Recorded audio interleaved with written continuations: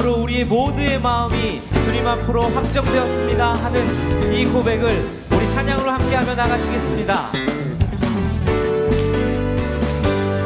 오 주여 나의 마음이 주께로 정해졌으니 나는 주 찬양하리라. 깨어라 나의 영혼아 비파와 수금 들어라. 이 새벽에 내가 찬양하리라. 다시 한 번 더 오 주여 오 주여 나의 마음이 주께로 정해졌으니 나는 주 찬양하리라. 깨어라 나의 영혼아 비파와 수금 들어라. 이 새벽에 내가 찬양하리라.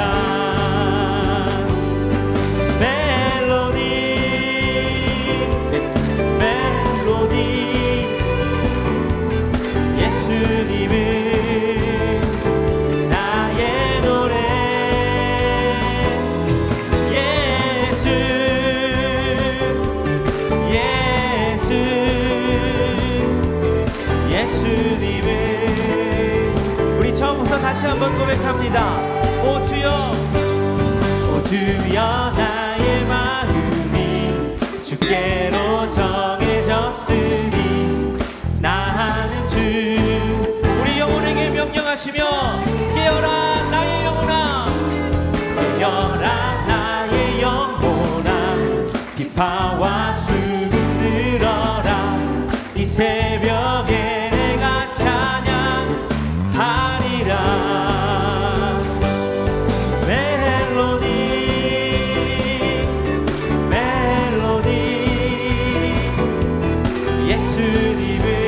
예수님은 나의 노래.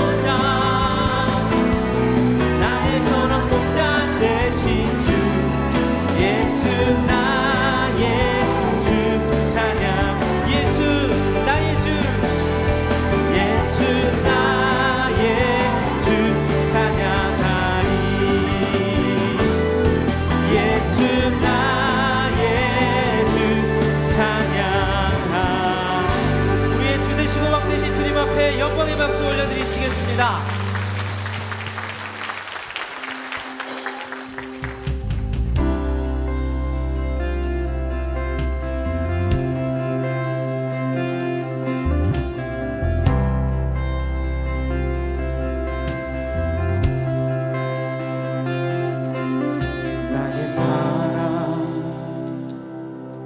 너는 어여쁘고 참 귀하다.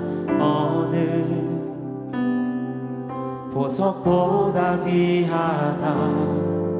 내가 사랑스럽지 않을 때 너를 온전히 사랑하고 너와 함께하며 내가 왔노라. 주의 사랑, 주의 사랑, 이 사랑은 결코 변치 않아. 모든 계절 돌보시네. 푸른 마르고 꽃은 시들다. 주의 말씀은 신실해. 실수가 없으신 주만 바라라. 주님의 나라와 뜻이 나의 삶 속에 임하시며 주님 알기를 주만 보기를 소망해.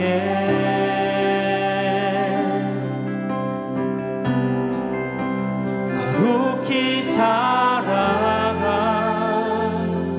힘과 두려움없는 믿음 주신 나의 하나님, 완전한 사랑 찬양해.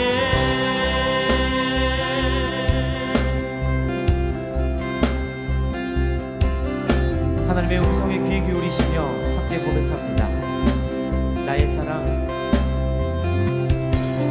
나의 사랑, 너는 어여쁘고 참 귀하다. 어느 보석보다 귀하다. 내가 사랑스럽지 않을 때 너를 온전히 사랑하고 너와 함께하며 내가 왔노라. 우리 그 주님의 사랑을 함께 고백합니다. 주의 사랑, 주의 사랑, 그 사랑은 결코 변치 않아. 모든 계절 돌보시네. 푸른 마르고 꽃은 시들다. 주의 말씀은 신실해. 실수가 없으신 주만 바라라. 주님의 나라와 뜻이 나의 삶 속에 임하시며 주님 알기를 주만 보기를 소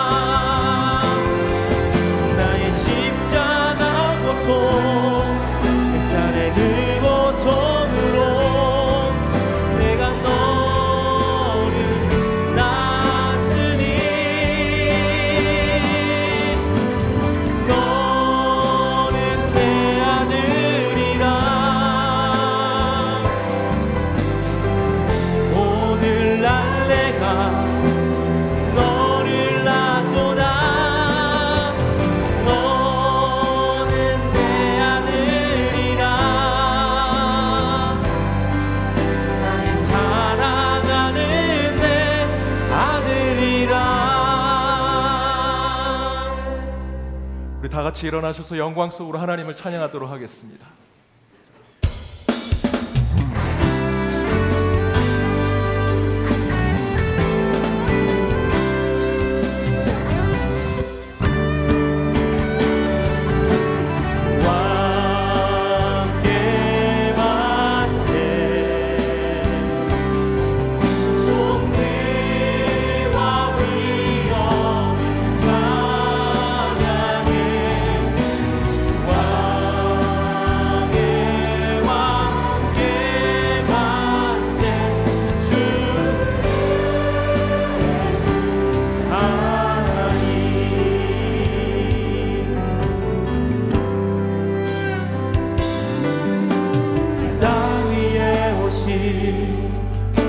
하나님의 본체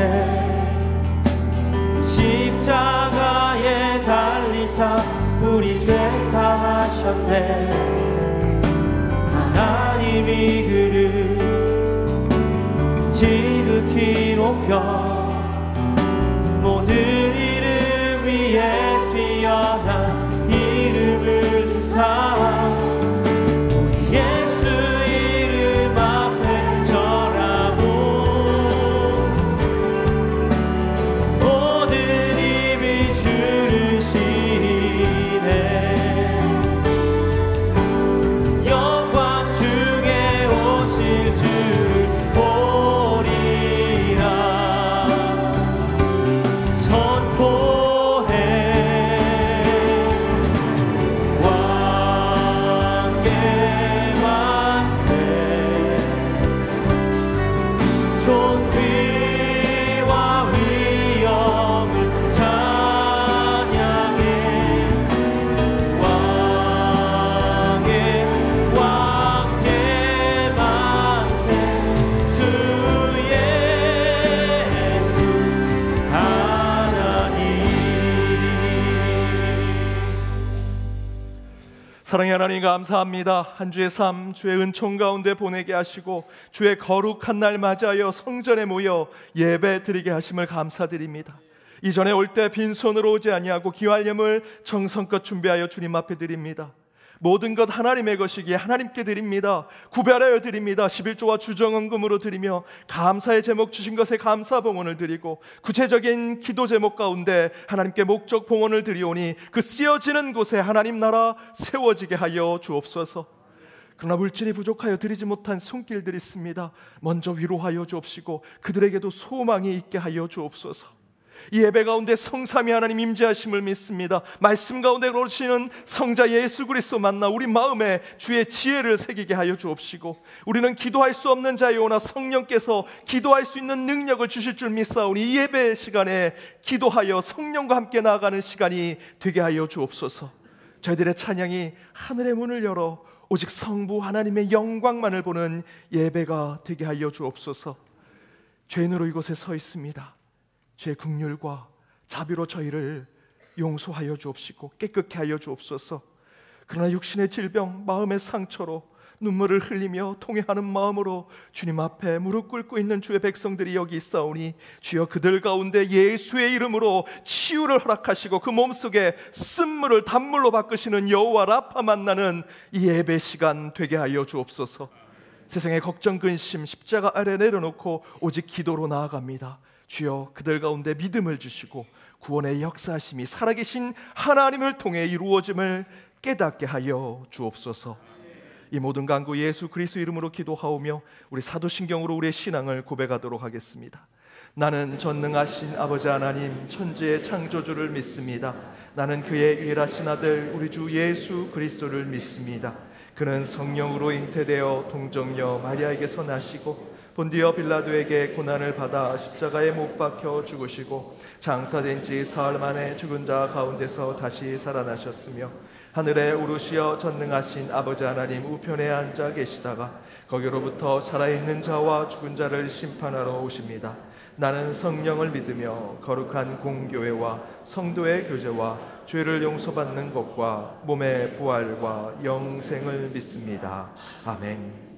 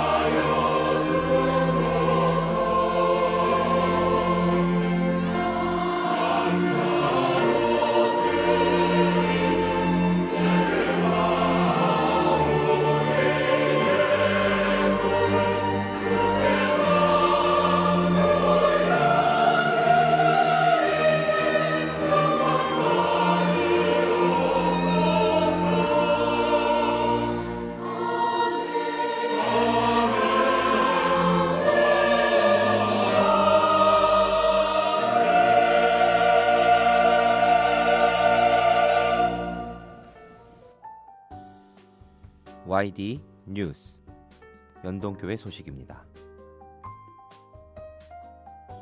오늘은 성례주일이자 맥추감사주일입니다.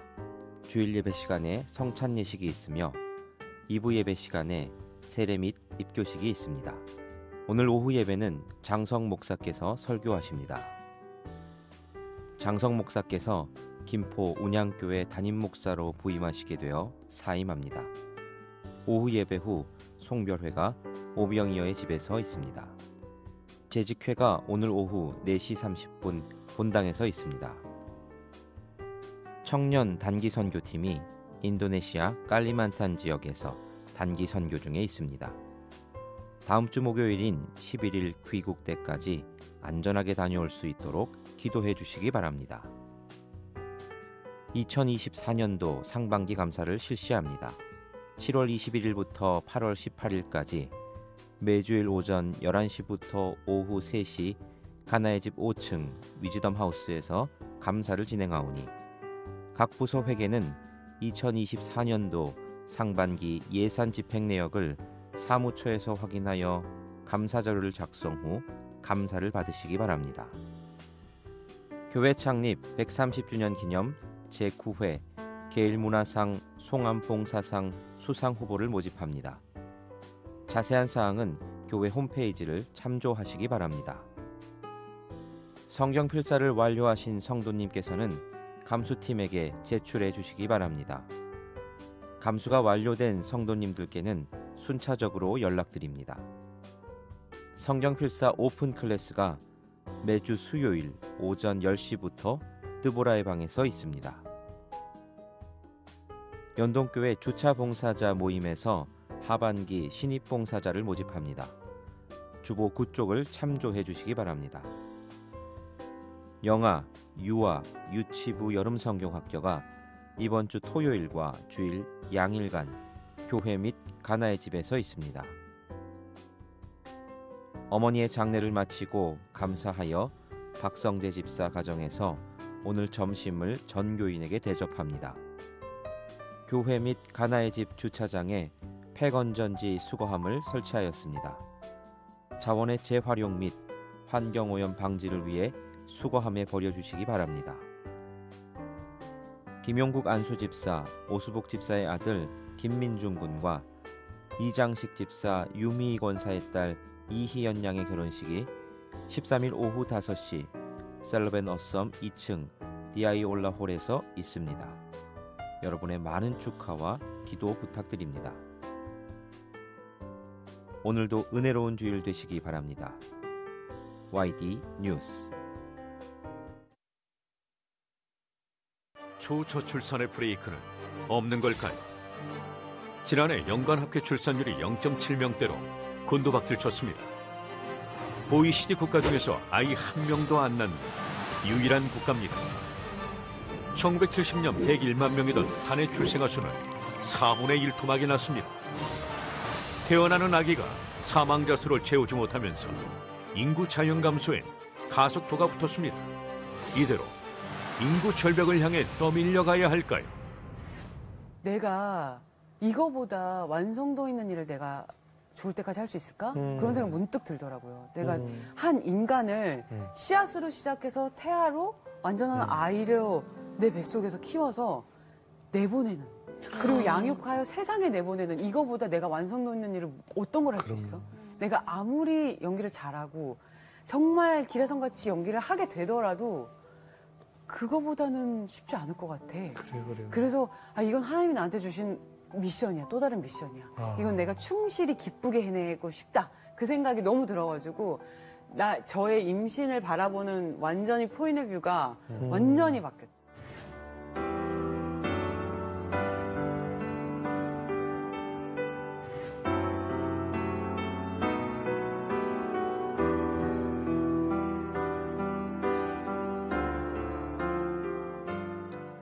보셨죠?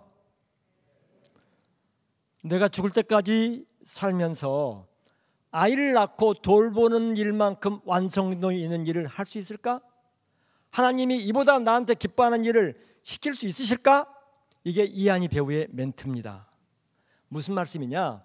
대한민국이 망해간다는 건 우리 모두가 압니다. 하지만 내 때에는 안 일어나겠지 생각하고 다 남일이라고 받아들입니다. 하지만 이건 우리 크리스찬들의 일입니다. 하나님의 나라가 없어진다는 얘기입니다. 회의 선교사가 없어진다는 얘기고 교회가 없어진다는 얘기고 김주영 목사님을 대신할 목사님이 앞으로 50년 지나면 나타나지 않는다는 얘기입니다. 우리 연동교회가 이보다 심하게 많아지면 엄청 쪼그라든다는 얘기입니다. 자, 하나님은 뭐라고 말할까요? 생육하고 번성해라 땅에 충만하라고 얘기를 하셨습니다. 그럼에도 불구하고 우리 크리스찬들을 또 아이를 안 낳으려고 하는 경향이 강합니다. 어느 곳에서 조사해 보니까 종교인 가운데 아이들을 가장 적게 낳는 종교가 기독교인이라는 통계가 있다는 말을 듣고 저는 충격받았습니다. 그래서 CBS가 외칩니다. 아이를 낳을 수도 없고 키우기도 너무너무 안 좋은 환경이라고 모두가 얘기하지만 그럼에도 불구하고 우리 크리스찬들은 아이를 낳아야 한다. 이때 아멘을 안 하시네요. 생육하고 번성해라 땅에 충만하라는 말은 이 명령은 다 어디로 갔습니까? 그래서 그럼에도 불구하고 크리스찬들은 아이를 낳아야 한다고 믿습니다.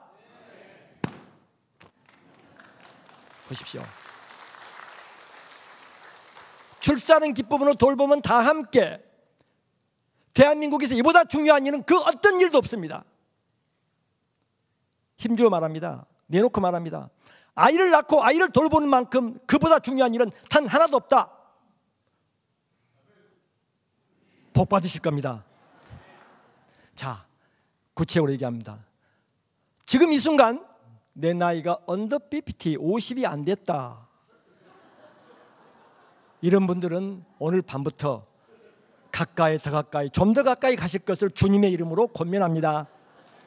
오죽했으면 제가 이러시겠습니까? 이때 아멘을 해야 됩니다. 자, 내 나이가 60이 넘었다, 오버 60.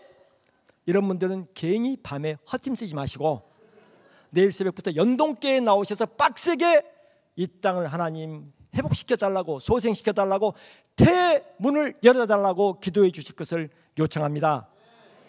자, 그럼 나이는 50대인데 어떡하지요?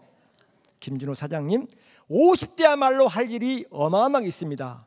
박정희 전 대통령 어머니가 박정희 전 대통령을 낳은 나이가 과연 몇 살일까요? 모르실 거예요. 아시는 분 한 분도 없을 겁니다. 무려 56살, 56세. 놀라셨죠? 지금의 76세입니다.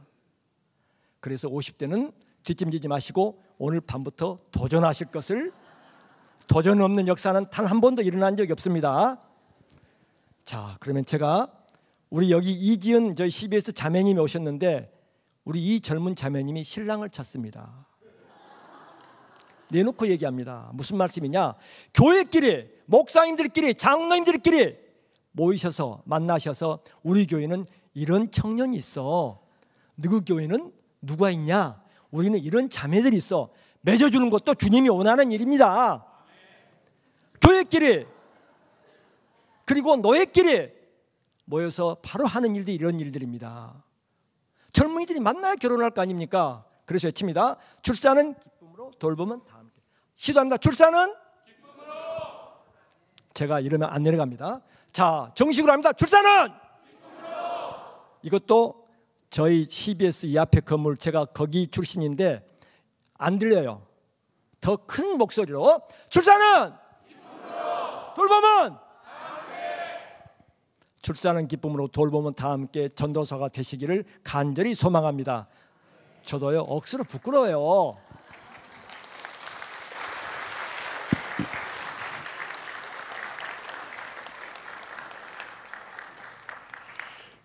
예, 생명다해 하시는 것 같습니다.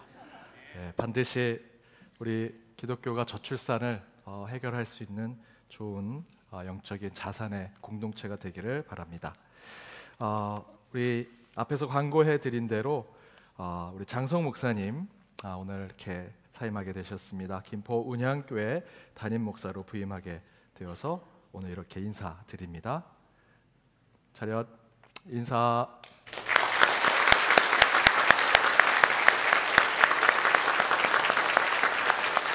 계속해서 기도해 주시고 오늘 오후 예배 때는 고별 설교 하시고 오후 예배 후에 송별회가 있습니다. 오병이어 집에서 또한 마지막 인사 함께 나눠주시기를 부탁드립니다. 저는 돌아오는 주일에 재충전을 위해서 한 주 쉼을 갖도록 하겠습니다. 우리 슬픔 당한 가정이 있습니다. 연길자 공로 권사님의 남편 되시는 이우영 은퇴 안수 집사님 별세하셔서 2일 연동 동산에 오셨습니다.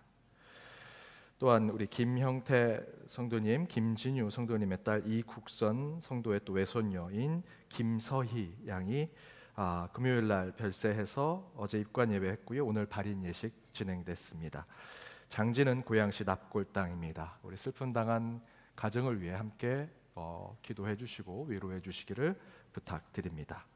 오늘 우리 고 이우영 은퇴 안수 집사님 유족들 오셨습니다. 잠시 일어서시면 인사드리도록 하겠습니다. 제가 교회를 대표해서 인사드리겠습니다.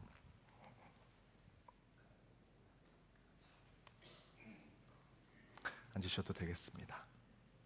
다시 한번 슬픔 당한 가정을 위해 위로해 주시고 기도해 주시기를 부탁드립니다. 우리 교회 오늘 처음 오신 분 계시면 손들어 펴 주시기 바랍니다.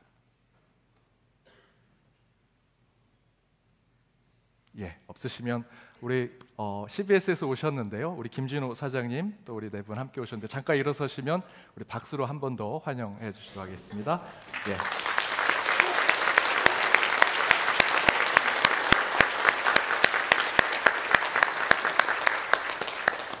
계속해서 오늘 사장님 주신 메시지 기억하시고 함께 그 사역 가운데 동참해 주시기 부탁드립니다. 우리 저 앞에 있는 분들과 인사 나누도록 하겠습니다. 은혜 시간 되시기 바랍니다. 은혜 시간 되시기 바랍니다.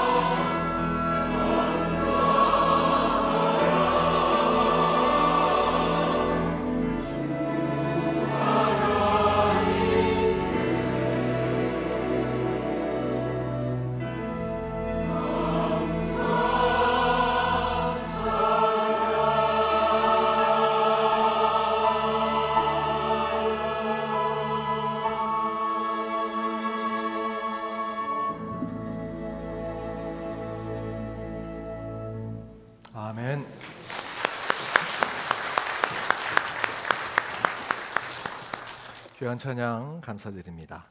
오늘 하나님이 주신 말씀은 구약성경 여호수아 5장 2절에서 9절 말씀입니다. 여호수아서 5장 2절에서 9절 말씀 차례로 교독하시고 마지막 절은 함께 읽도록 하겠습니다. 제가 먼저 5장 2절 읽도록 하겠습니다. 그때에 여호와께서 여호수아에게 이르시되 너는 부싯돌로 칼을 만들어 이스라엘 자손들에게 다시 할례를 행하라 하시매 여호수아가 부싯돌로 칼을 만들어 할례산에서 이스라엘 자손들에게 할례를 행하니라.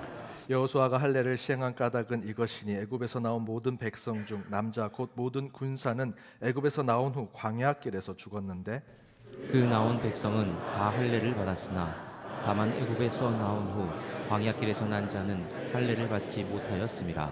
이스라엘 자손들이 여호와의 음성을 청종하지 아니하므로 여호와께서 그들에게 대하여 맹세하사 그들의 조상들에게 맹세하여 우리에게 주리라고 하신 땅 곧 젖과 꿀이 흐르는 땅을 그들이 보지 못하게 하리라 하시매 애굽에서 나온 족속 곧 군사들이 다 멸절하기까지 40년 동안 광야에서 헤매었더니 그들의 대를 잇게 하신 이 자손에게 여호수아가 할례를 행하였으니 그래서는 그들에게 할례를 행하지 못하였으므로 할례 없는 자가 되었음이었더라. 8절 9절 함께 읽겠습니다. 또 그 모든 백성에게 할례 행하기를 마치매 백성이 진중 각 처소에 머물며 낫기를 기다릴 때에 여호와께서 여호수아에게 이르시되 내가 오늘 애굽의 수치를 너희에게서 떠나가게 하였다 하였으므로 그곳 이름을 오늘까지 길갈이라 합니다. 이는 하나님의 말씀입니다. 여호수아의 길 13번째 길갈에서 깨닫는 은혜라고 하는 말씀의 제목으로 주의 말씀 함께 나눠보고자 합니다. 저희가 계속해서 이스라엘 백성들이 광야의 여정 또 요단강을 들어가 또 하나님께서 약속의 땅으로 들어가는 그 모든 여정 가운데 그 이스라엘 백성들을 이끌어가는 모습에 이 여호수아의 모습이 굉장히 중요하다라는 것을 느낍니다. 그래서 저는 오늘 말씀을 준비하면서 이 여호수아가 제가 재밌게 읽었던 삼국지에 나와 있는 인물 누구와 비슷할까 생각을 해보았습니다. 여러분도 한번 생각해 보십시오. 제가 그래서 AI에 한번 돌려봤습니다. 여호수아와 삼국지의 인물 중 누가 비슷합니까? 그랬더니 그 AI가 이렇게 대답했습니다. 죄송합니다만 비교할 수 없는 것 같습니다. AI가 굉장히 친절하더라고요. 기계가. 그런데 똑똑하진 않았습니다. 여호수아와 삼국지의 인물 비교하기는 쉽지 않죠. 저는 딱 한 사람을 얘기할 수는 없겠지만 그래도 야망을 가지고 정치력과 지도력을 보여줬던 조조나 또 싸움에 무예에 뛰어났던 여포 또 지략과 지혜가 있었던 제갈공명 여러분 삼국지 하면 다 아시는 유비와 간유 덕스러움과 진중함 신중함 또 사람들에게 믿음을 주는 성품을 가진 이 유비와 이 관우가 이 여호수아가 가졌던 리더십과 비슷하지 않았는가 생각을 해보았습니다. 그런데 이렇게 여호수아를 전쟁 중의 장수 또는 난세 속의 영웅이라고 생각해서 그와 비교해 보면 사실은요 저희들이 그동안 읽었던 말씀에 비춰서 봤을 때 여호수아는 그런 영웅과 난세의 장수와는 좀 다른 이미지를 가지고 있습니다. 말씀대로 보면 저희들이 지금까지 읽어온 말씀대로 보면 여호수아는 도리어 신앙의 지도자, 영성가, 영적인 리더와 같은 모습을 가지고 있더라라는 것이죠. 오늘까지 읽은 말씀을 보면 하나님의 약속의 땅 앞에 선 이스라엘 백성들은 전쟁을 준비하거나 이제 국경을 넘어서 곧 싸움이 일어날 것 같은 그 상황 가운데 어떤 장수나 영웅의 이미지가 그 백성들에게 필요했다기보다는 오히려 예배를 제사를 준비하는 여호수아의 모습이 더 많았다라는 것이죠. 40년 전 자신의 부모의 세대가 정탐꾼이 되어서 그 하나님이 약속한 땅에 들어가 보았습니다. 그 땅은 거민이 있었고요 견고한 성읍이 있었습니다. 들어가면 필패 반드시 질 수밖에 없는 상황이었습니다. 40년이 지나고 그 자녀의 세대가 그 땅을 다시 한번 돌아가 보았습니다. 여전히 거민이 있었고요 여전히 이스라엘 백성들이 가면 질 수밖에 없는 상황입니다. 그런데 그 땅 앞에서 이스라엘 백성들에게 필요한 건 전쟁의 기술, 무기가 필요했겠죠. 제갈공명과 같은 그 싸움 가운데 지략이 필요했을 것입니다.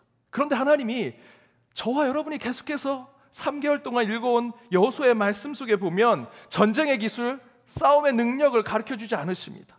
대신에 이런 말씀을 주십니다. 여호수아서 1장 6절에서 8절 말씀입니다. 우리 화면을 보고 함께 읽도록 하겠습니다.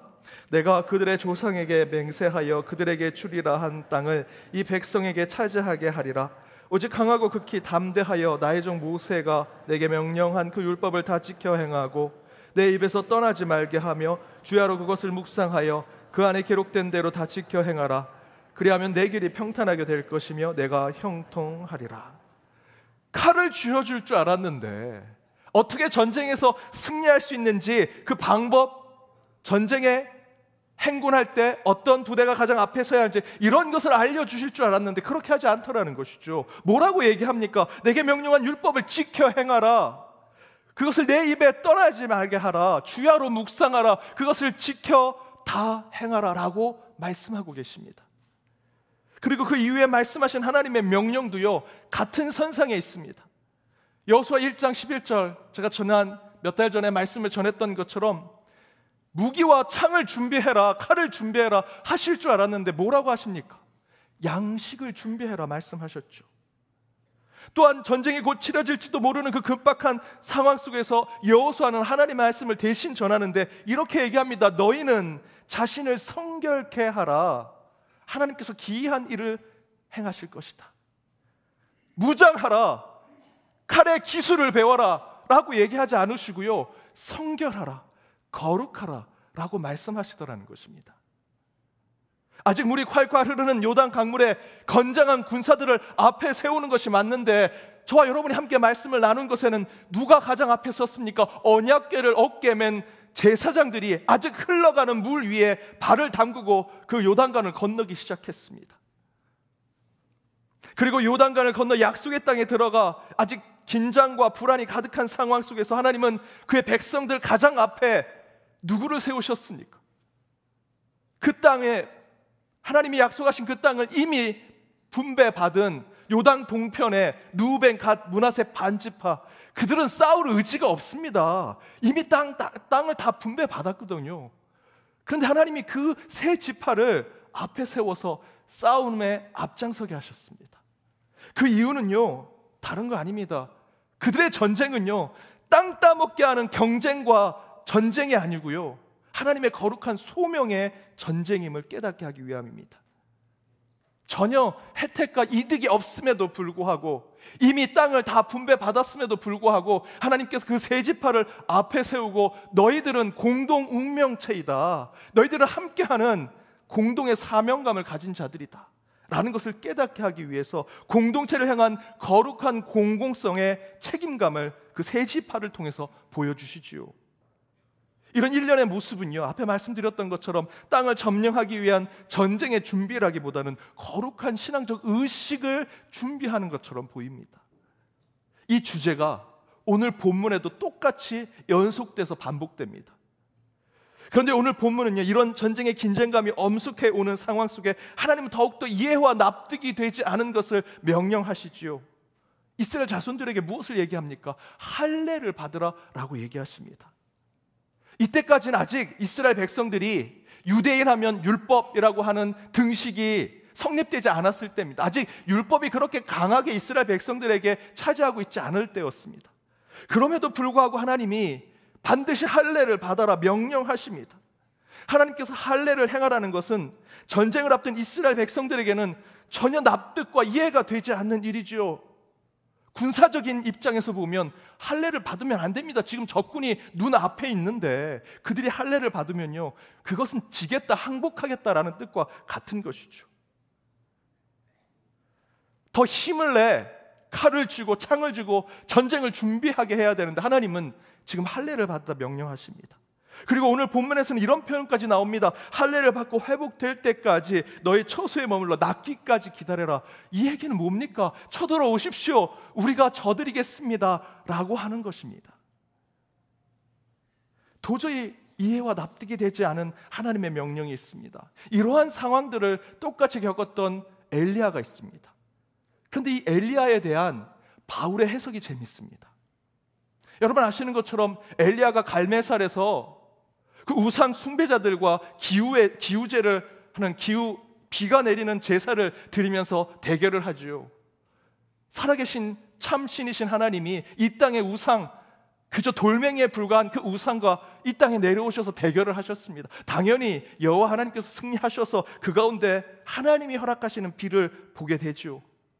그럼에도 불구하고 아합 왕과 우상 숭배자들이 힘과 권력으로 선한 여호와의 선지자들을 다 죽여버립니다. 이에 엘리야가 화가 나고 원망돼서 이렇게 하나님께 호소합니다. 로마서 11장 3절에 주님, 그들은 주님의 예언자들을 죽이고 주님의 제단을 헐어버렸습니다. 남은 것은 저 혼자밖에 없습니다. 이제 제 목숨마저 위태롭습니다. 반드시 지금 이 기후제 가운데 참 신이신 하나님이 승리하셨는데 오히려 저희들이 지금 오히려 실패한 자들처럼 되었습니다. 악이 득세하고 있습니다. 어떻게 된 겁니까 하나님? 도저히 이해와 납득이 되지 않습니다 라고 얘기하고 있죠. 그때 하나님께서 그 엘리야에게 이렇게 답을 주십니다. 로마서 11장 4절입니다. 제가 세 번역으로 준비해서 함께 읽어보겠습니다.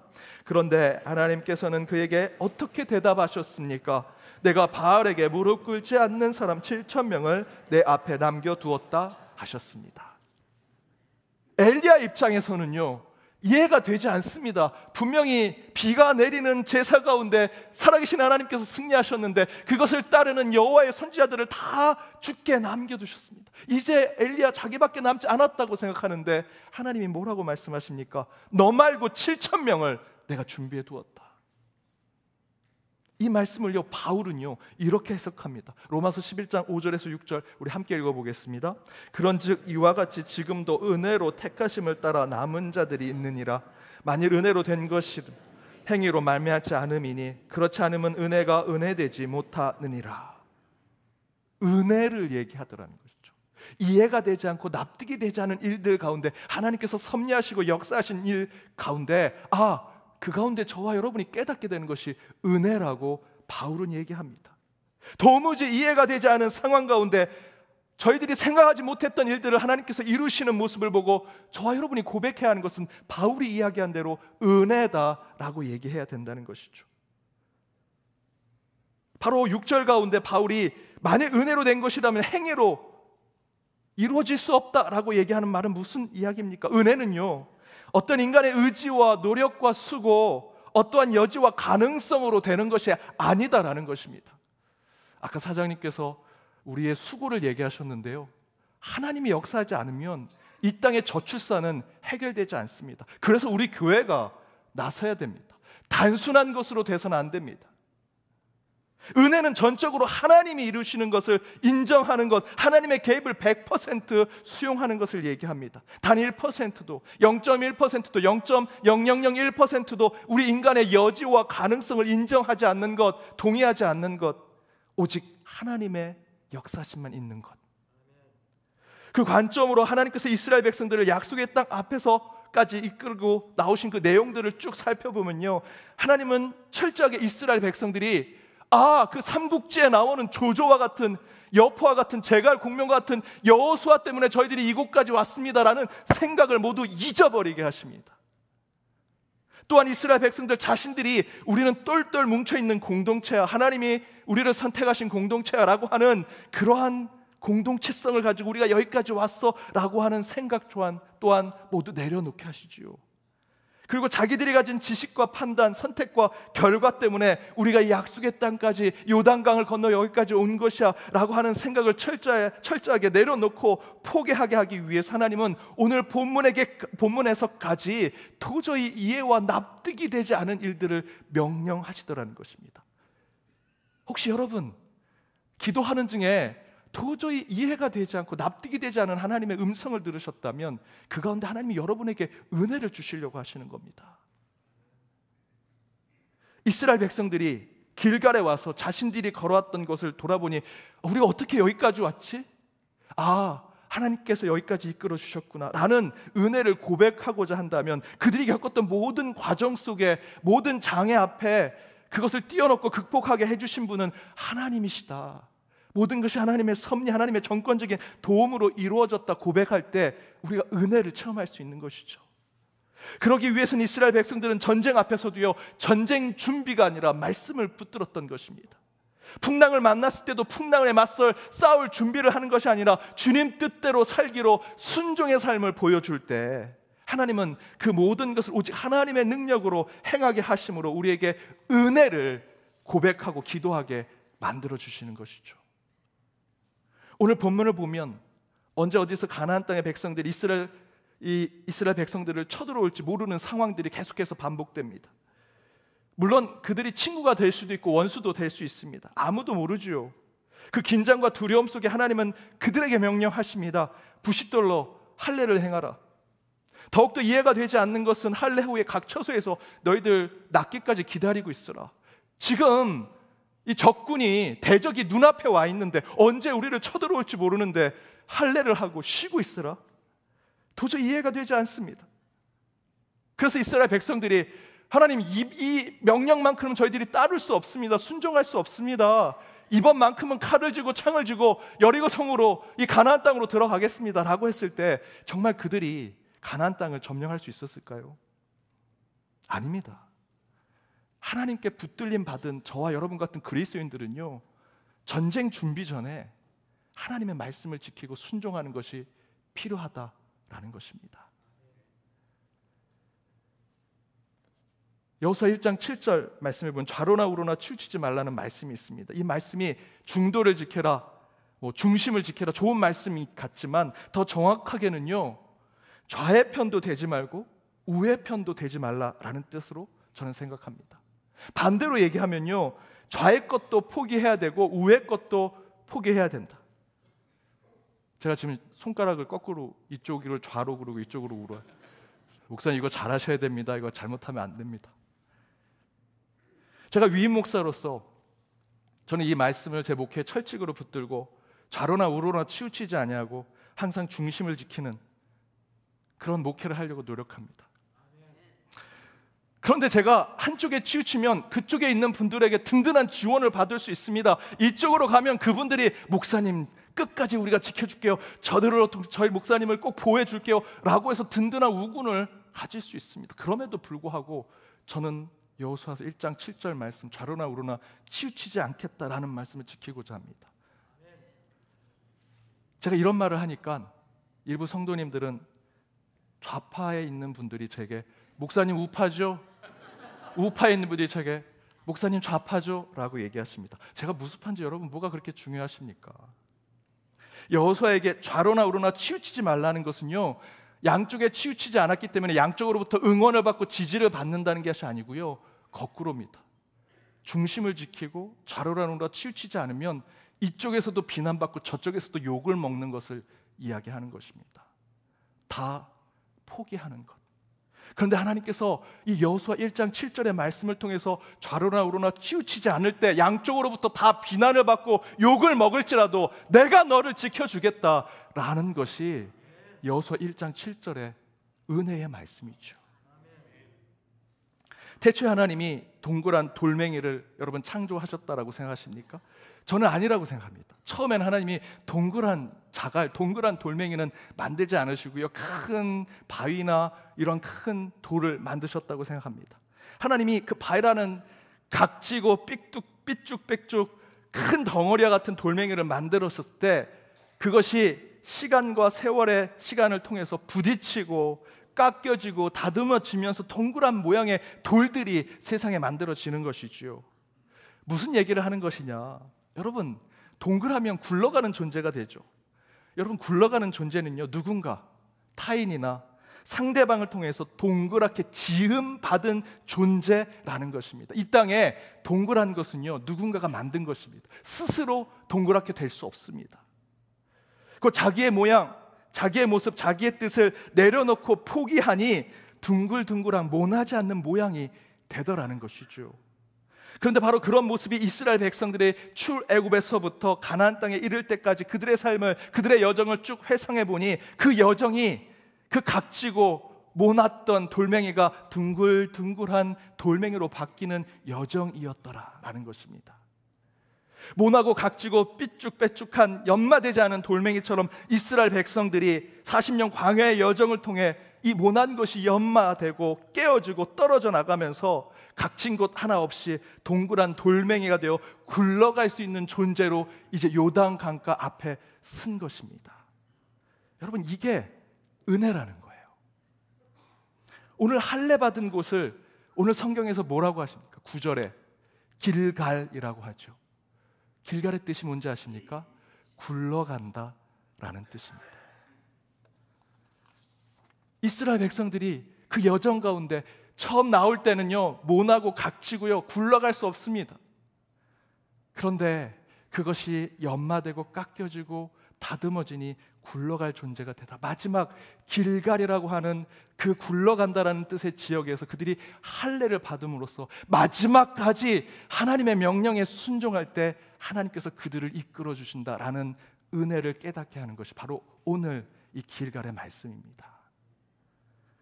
사랑하는 여러분, 이처럼 이스라엘 백성들이 약속의 땅 앞 길갈에서 깨닫는 은혜는 자기를 죽이는 것, 자기를 낮추는 것, 자기를 버리고 자기를 내려놓을 때 하나님이 주신 선물인 은혜를 깨닫게 되더라.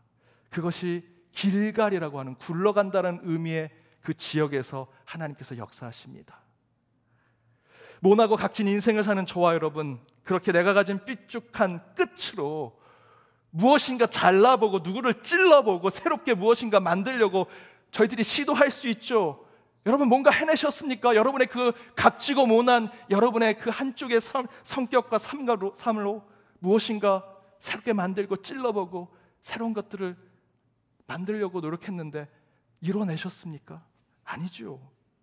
하나님은요, 우리를 하나님의 뜻에 맞춰 굴러가는 존재로 만들기 위해 저와 여러분이 가지고 있는 모나고 각지고 거친 인생의 부분을 갈아내고 쳐내고 완전히 다른 모양으로 만들어 주십니다. 그때 우리는 그것을 하나님의 은혜로 고백하게 될 때가 올 것이다. 그것은 다른 것이 아닙니다. 저와 여러분의 것을 버리고 내 힘을 빼고 내가 아닌 하나님을 내세우는 인생을 사는 것. 여러분, 힘주고 있으면 절대로 부드럽게 굴러가지 않습니다. 오뚜기 아시죠? 동그랍니다. 굴러가면 굴러갈 것 같은데 절대 안 굴러갑니다. 왜? 그 안에 힘을 주고 있기 때문입니다. 그 오뚜기 안에 있는 힘을 주고 있는 걸 빼면요, 그거는 계속 굴러갈 것입니다. 여러분, 힘을 빼야 굴러갈 수 있습니다. 고개가 뻣뻣하면요, 절대로 고개 숙이지 않습니다.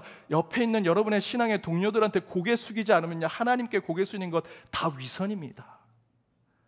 내가 뭘 하려고 하면 절대로 하나님이 우리의 심중에 오셔서 하나님의 일을 우리 가운데 행하지 않으십니다. 따라서 여러분, 힘을 빼야 합니다. 은혜를 체험할 수 있고 고개를 숙여야 은혜를 받을 수 있는 것이지요. 내가 뭘 하려고 하는 것은 전적으로 하나님께 맡길 때 진짜 은혜를 경험할 수 있는 것입니다. 제가 미국 교회 개척할 때 성도님들이 교회에 적응하려고 여러 노력을 하는데 두 분의 남자 성도님들이 잘 적응하지 못했던 성도님 두 분이 계셨습니다.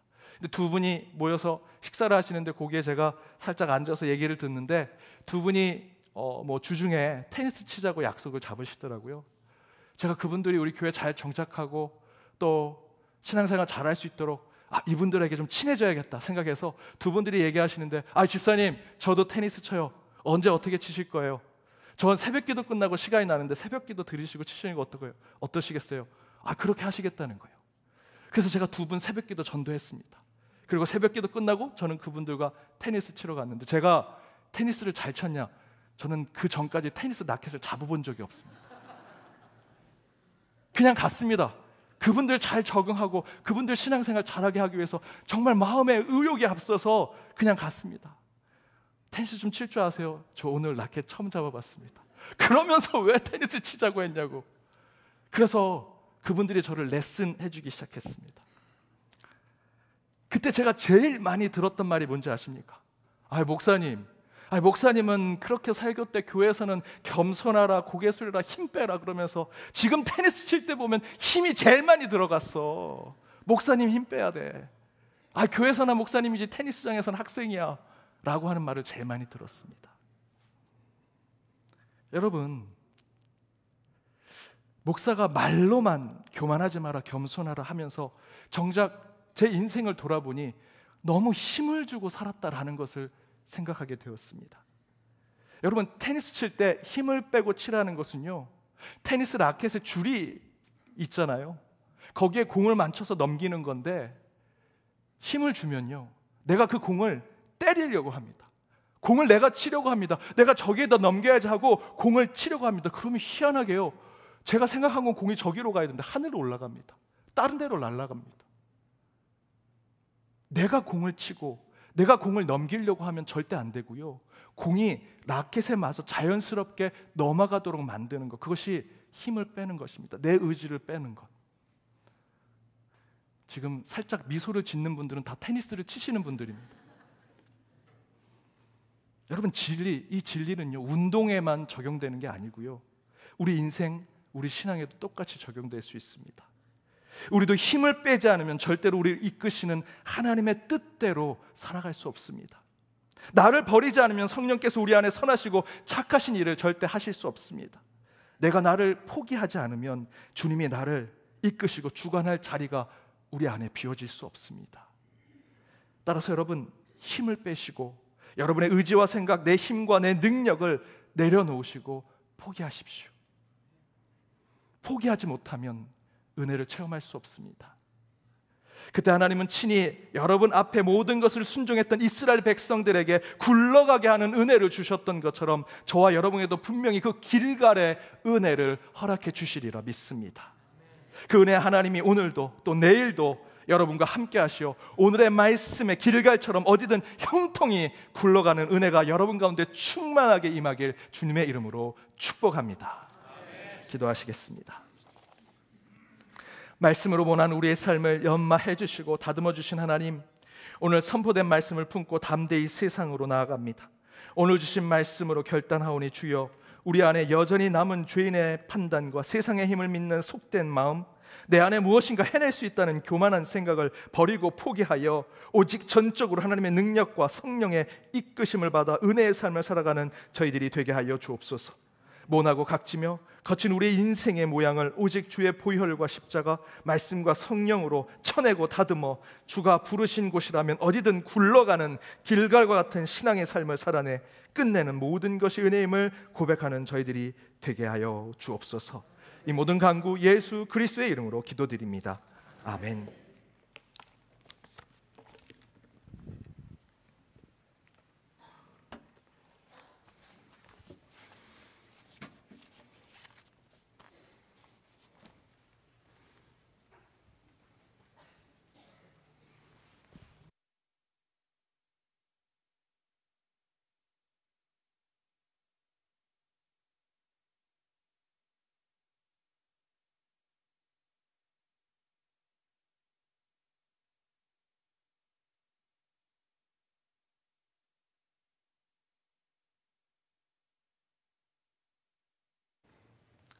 이제 성찬 예식을 진행하도록 하겠습니다. 우리 교회는 매분기 첫 번째 주일에 성찬식을 거행합니다. 오늘 허가신 성찬의 식탁은 주님의 몸과 피를 나눔으로 그의 죽으심과 부활, 그리고 그가 다시 오심을 기억하는 거룩한 예식을 행하는 것이며, 우리는 이 성찬으로 주 안에 하나 될 것입니다.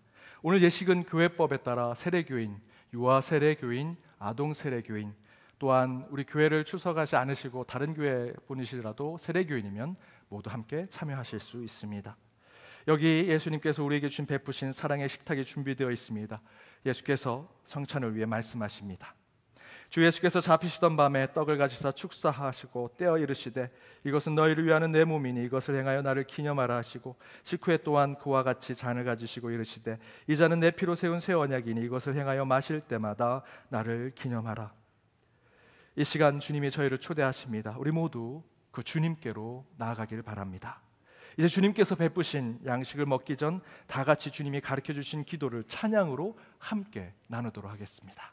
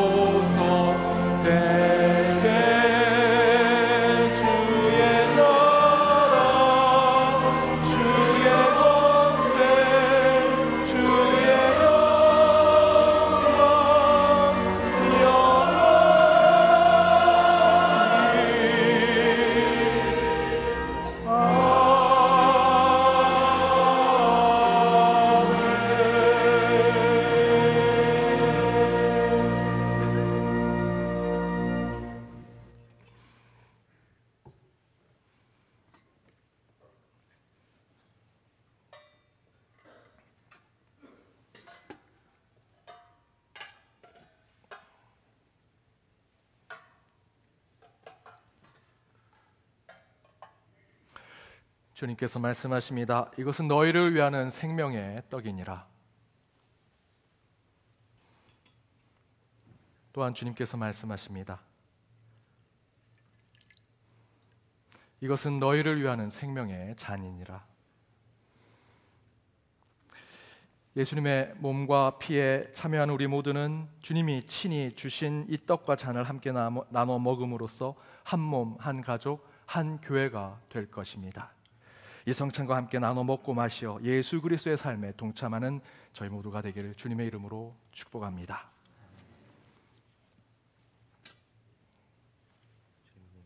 아멘. 아멘.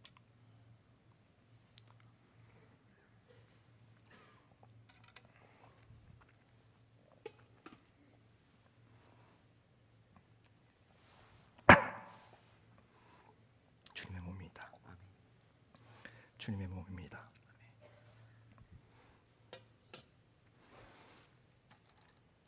주님의 피입니다. 주님의 피입니다.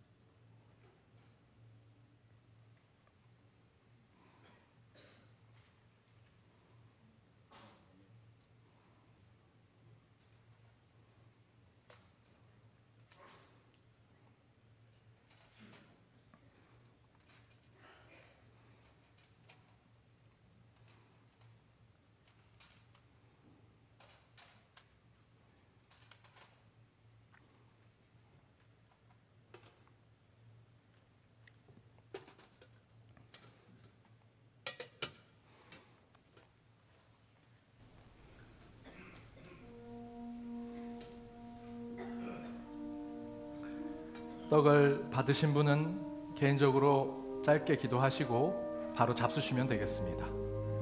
떡을 받으신 분들은 바로 잡수시면 되겠습니다. 예수께서 이르시되 나는 생명의 떡이니 내게 오는 자는 결코 줄이지 아니할 터이요 나를 믿는 자는 영원히 목마르지 아니하리라. 예수께서 이르시되 내가 진실로 진실로 너희에게 이르노니 인자의 살을 먹지 아니하고 인자의 피를 마시지 아니하면 너희 속에 생명이 없느니라. 내 살을 먹고 내 피를 마시는 자는 영생을 가졌고 마지막 날에 내가 그를 다시 살리리니 내 살은 참된 양식이요 내 피는 참된 음료로다. 떡을 받으신 분은 짧게 기도하시고 바로 잡수시면 되겠습니다. 떡이 지나갔지만 받지 못하신 분 계시면 손들어 펴주시기 바랍니다.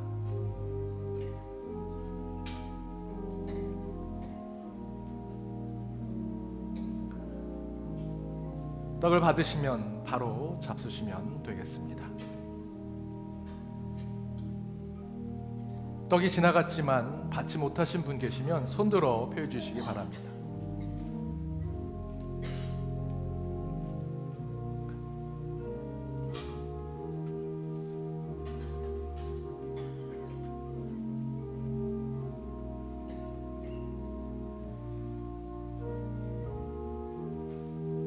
떡을 받지 못하신 분 계시면 손들어 펴주시기 바랍니다.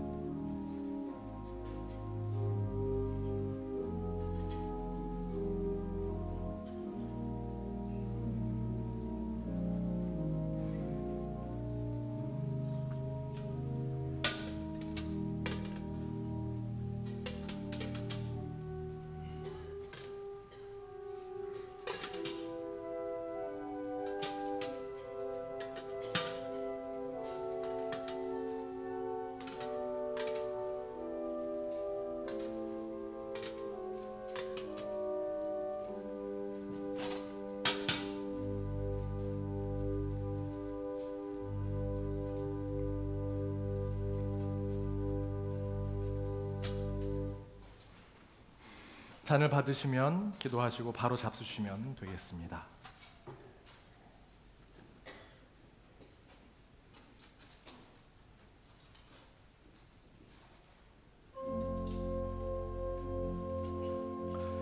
내 살을 먹고 내 피를 마시는 자는 내 안에 거하고 나도 그 안에 거하나니 살아계신 하나님 아버지께서 나를 보내심에 내가 아버지로 말미암아 사는 것 같이 나를 먹는 그 사람도 나로 말미암아 살리라.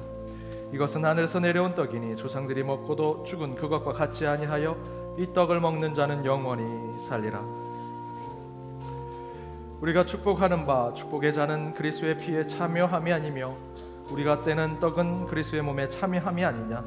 떡이 하나요 많은 우리가 한 몸이니 이는 우리가 다 한 떡에 참여함이라.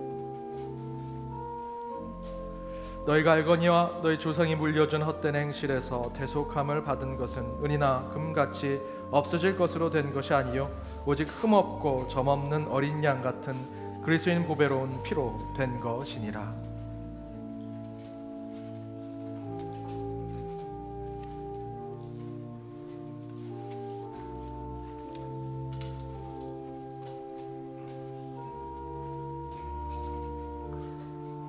잔이 지나갔지만 잔을 받지 못하신 분 계시면 손들어 펴해 주시기 바랍니다.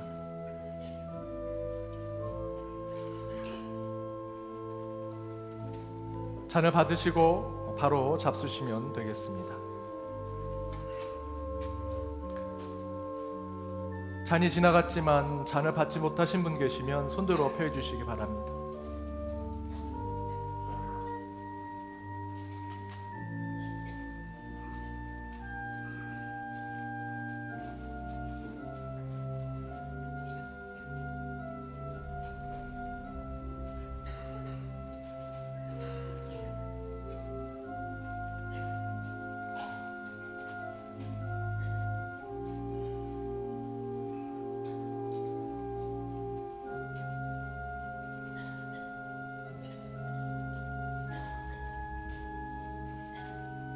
잔이 지나갔지만 잔을 아직 받지 못하신 분 계시면 손들어 펴 주시기 바랍니다.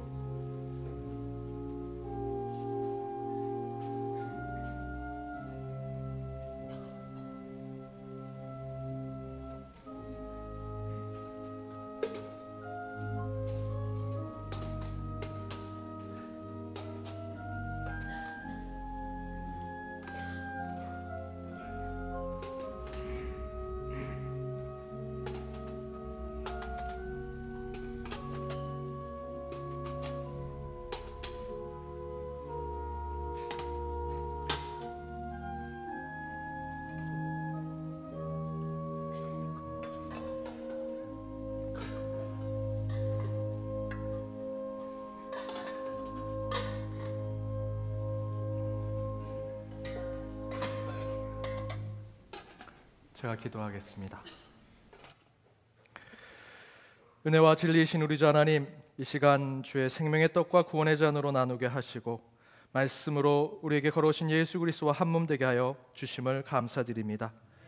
모든 것을 돌아보니 하나님의 은혜요, 결코 은혜를 받을 수 없는 저희들은 자유오나 예수 그리스도의 십자가에 순복하여 이 자리에 함께한 연동의 가족들이 되었으니 오직 주의 떡과 잔으로 하나 된 저희들이 오직 주님의 성찬의 나눔으로 성령을 체험하는 저희 모두가 되게 하여 주옵소서. 주님의 몸과 피가 성령으로 떡과 잔 가운데 깃들어 주 예수 그리스도의 삶에 참여하게 하여 주옵시고 주의 구속하심의 사랑과 하늘의 기적과 영원한 생명을 품고 주 앞으로 세상으로 그리고 마지막 때 주님 오시는 종말의 때로 나아가는 저희 모두가 되게 하여 주옵소서. 가장 낮은 곳에 임하셔서 저희를 가장 높은 요새로 인도하시는 그 십자가의 예수 그리스도를 만나는 이 시간, 거룩한 성찬을 통해 한 주 영적인 삶의 자리를 회복하길 간절히 바라오며 이 모든 간구 예수 그리스도의 이름으로 기도하오며, 지금은 우리 주 예수 그리스도의 은혜와 하나님의 그 크신 사랑과 성령님의 감화감동 교통 역사하심이 우리 삶의 여정을 돌아보니 그 모든 것 하나님이 하신 것임을 고백하여 모나고 거친 인생을 다듬어 주시고 연단케 하시는 하나님 앞에 참된 은혜의 삶을 살아내기로 결단하며 나아가는 연동의 모든 권속들과 그들의 가정, 그들의 일터, 그리고 주께서 사랑하시고 꿈을 주시는 우리 연동교회, 더불어 해외 곳곳에 있는 연동의 디아스포라와 이 나라 이민족, 그리고 우리 CBS 위에 이제로부터 영까지 함께 없으시기를 간절히 축원하옵나이다. 아멘.